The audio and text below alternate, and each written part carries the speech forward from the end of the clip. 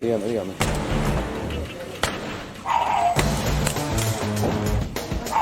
Lo que verá a continuación quizá revele uno de los tantos factores del por qué la educación peruana está en los últimos lugares en Sudamérica, según evaluaciones internacionales. Y es que esta semana, policías y fiscales de crimen organizado trajeron abajo a una mafia que por años habría entregado títulos a nombre de la nación con firmas y sellos de ley a falsos profesores y auxiliares de educación. Este lote de profesionales Bamba dictaban clases a niños y adolescentes de zonas rurales del país. Se logró, después de esta investigación de inteligencia profesional de la policía, desarticular esta organización criminal que se dedicaba no a falsificar títulos, se dedicaba a falsificar profesionales, que es diferente. ¿Qué significa? Que el título que te lo daban era un título original.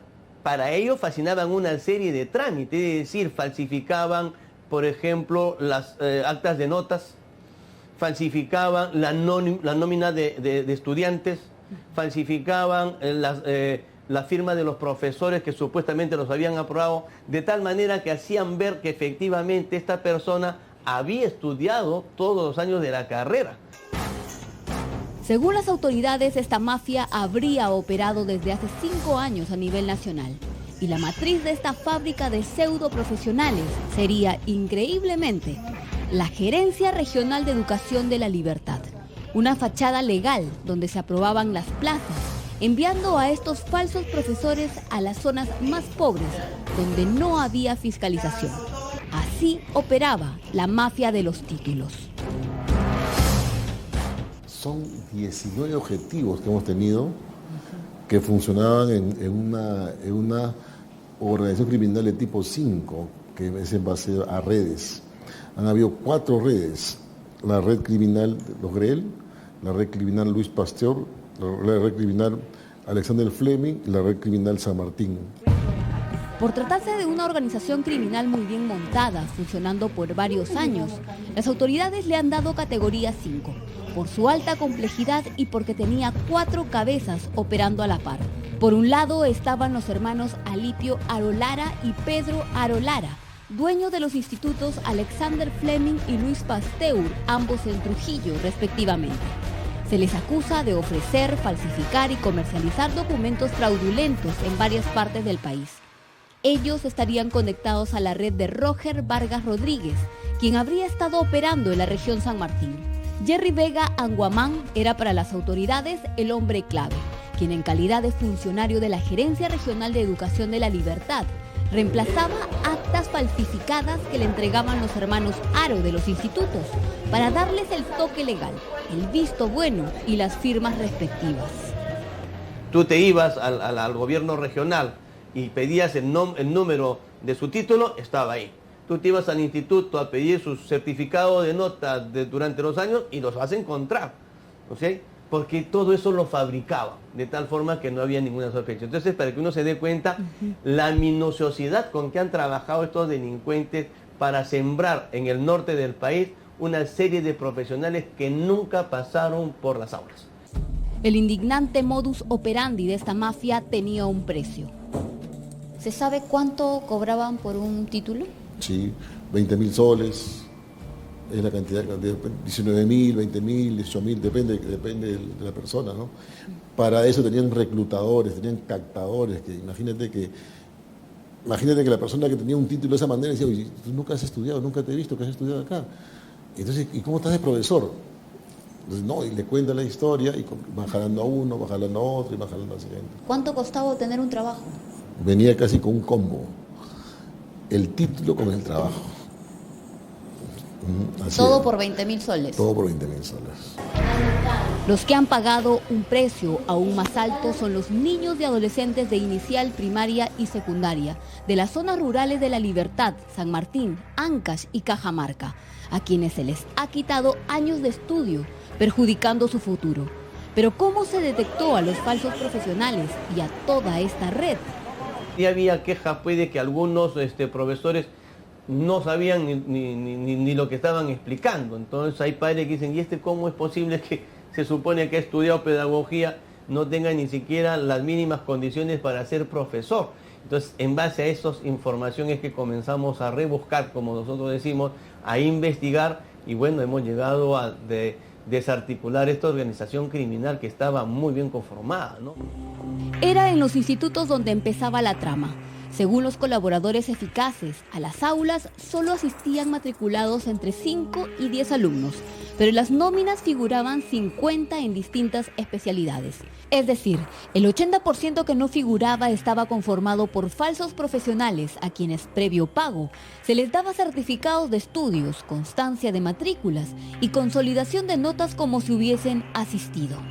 Luego, con esa documentación se procedía a validar las carpetas para la obtención de sus títulos profesionales. Ahí entraban a tallar los funcionarios de la Gerencia Regional de Educación. Según las autoridades, a sabiendas de ser expedientes falsos, los aprobaban para emitir luego los títulos a nombre de la nación legales. A quienes también se les investiga es a los auxiliares de educación que ganaron plazas con presuntas irregularidades en su postulación. Nos dimos cuenta de algunos detalles que al principio no nos habíamos dado cuenta por la rapidez de evaluación del expediente. ¿Cómo qué detalles eran? Por ejemplo, encontramos un título pedagógico que tenía la foto por encima del sello. Eso llamó nuestra atención. Que las rúbricas de las firmas parecían dibujadas, también llamó nuestra atención. Ante eso, como tenemos acceso a RENIET, hicimos el cruce de información con las personas que suscribían los certificados. Para nuestra sorpresa fue grande, que las rúbricas eran totalmente distintas. Cuando se indagó en las unidades de gestión educativa en cada zona de los postulantes a auxiliares de educación, se evidenciaron más irregularidades.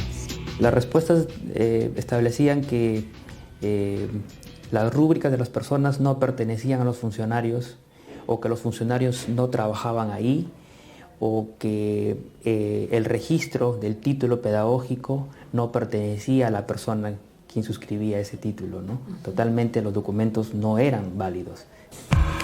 Personas inescrupulosas que ponían en riesgo no solo la educación de los menores, sino también la seguridad de los pequeños, pues habría serios indicios que este tipo de mafia pudo abrir las puertas a pedófilos y hasta violadores.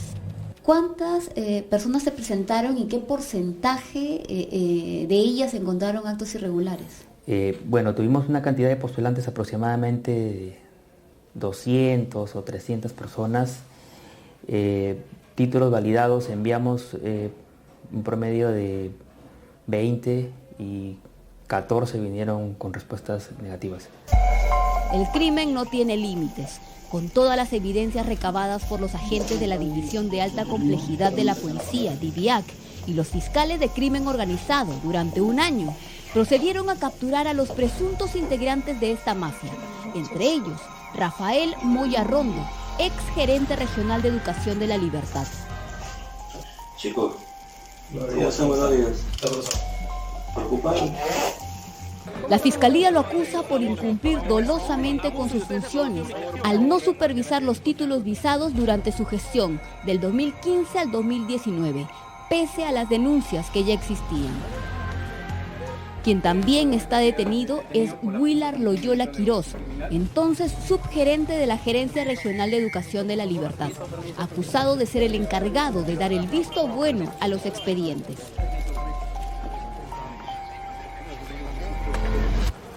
Otro de los capturados es Roger Vargas Rodríguez, a quien se le acusa de captar y comercializar documentos falsos en la región San Martín.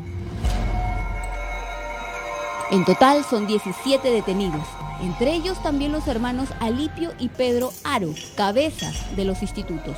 ¿Me puede mostrar la orden, por favor? Sí, ahorita la fiscal, ahorita la entregamos a ejecución. Lo que más preocupa es que aún no se sabe qué cantidad de niños y adolescentes han sido víctimas de estos falsos profesionales, ni en qué otras zonas del país está enquistada esta mafia.